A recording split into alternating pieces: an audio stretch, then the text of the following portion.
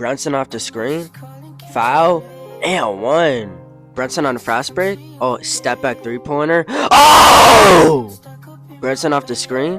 To Mikal Bridges. Mikal mid-range. Oh, shit! Can the Knicks make the 3-1 comeback? No.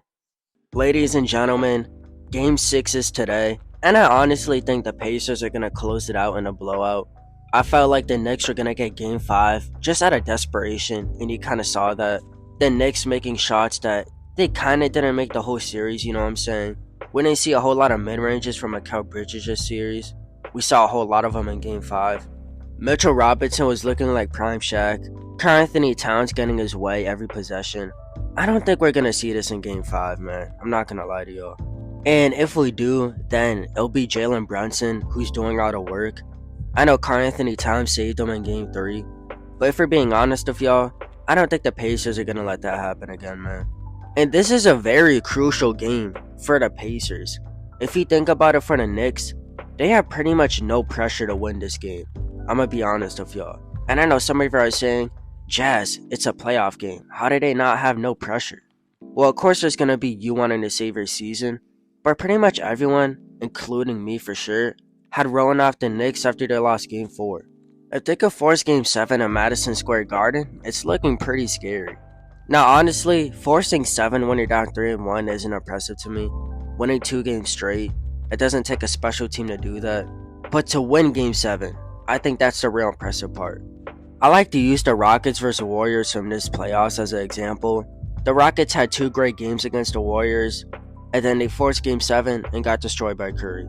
Forcing 7 isn't hard, it's how you perform in Game 7. But obviously the Knicks had to focus on even getting it to 7. Look, the Pacers are going to come out with energy, man. Whether they're making shots or not, I already know the crowd is going to be hyped. Usually small market teams have the largest crowds because they have the realest fans and the seats aren't too expensive. So you already know the arena is going to be rocking. You already know whether the Pacers are scoring or not, they're going to have a ton of energy. And if you're the Knicks, how do you match that, right? I was thinking Jalen Brunson has to be going. Because when Jalen Brunson is going, the whole team is going. Fucking pause. But y'all get my point. When their best player is going off, then the whole team is going off. And the Knicks really need that right now, especially on the road. They cannot afford to miss shots, especially in the first quarter. Because I promise you, if they just fuck around with the Pacers, they'll get blown out by 20 again. And by the way, I really want that to happen, so I could drop my Knicks Cancun video. Hopefully, coming soon. But all bias aside, I don't think you're gonna get a big game from Mikal Bridges. I'ma be honest with y'all, because all he does is play good defense and make a few bailout shots. I don't know what Tibbs is doing with him, but I remember him on the Nets and how big his role was. And obviously when he's on the Nets, he's gonna have more freedom to shoot whatever he wants. But even on the Knicks, it just doesn't look like he's the same, man. I mean, especially offensively. Of course, you're gonna get a few jump shots here and there, a few pull-ups, a few 3-pointers. But it seems like he's just a catch-and-shoot player now. Which honestly, if the Knicks have made it this far with him doing that, then why not, man? So Brunson has to be activated, he needs to be scoring. And remember, the season is on the line, bro. A lot is at stake here. I know I said there's no pressure on the Knicks, but the little pressure that is there is that the season is on the line. You beat the Pistons, you beat the hobbled Celtics. Now, you can force a Game 7 at MSG. For the Pacers, listen, it's gonna get really dicey if they let the Knicks win this game. I'm gonna be honest with y'all. We know how the Knicks are at home. They're not great, but we know how the arena is. It's gonna be rocking, man. And plus, you just don't want to put yourself in that position. Take advantage of it while you can and win Game 6.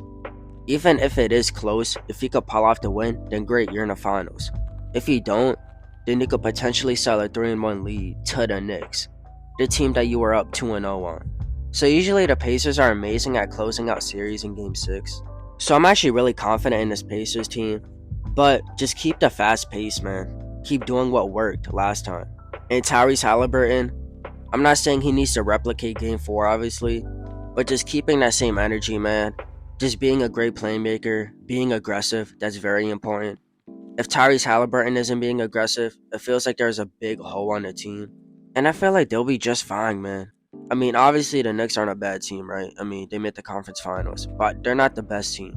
Even if the role players are slacking a little bit, or Miles Turner, if Tyrese Halliburton has it going, I promise you, they'll be just fine. But I want to hear what y'all think, man. Are the Knicks forcing Game 7 today? Or are the Pacers going to win in 6? Which hopefully that's the case. Subs are always appreciated, trying to hit 1.2k. And until later, I'll see y'all on Mars. Peace. ATL, check up, ATL, you telling me you falling out of love for me. Hope you can find someone to love you better than I did. Taking our memories on love and treating it like nothing. Taking our memories on love and treating it like gossip. It's my love for my grandmother make me gentle when I care for you. Tell me you're falling out of love.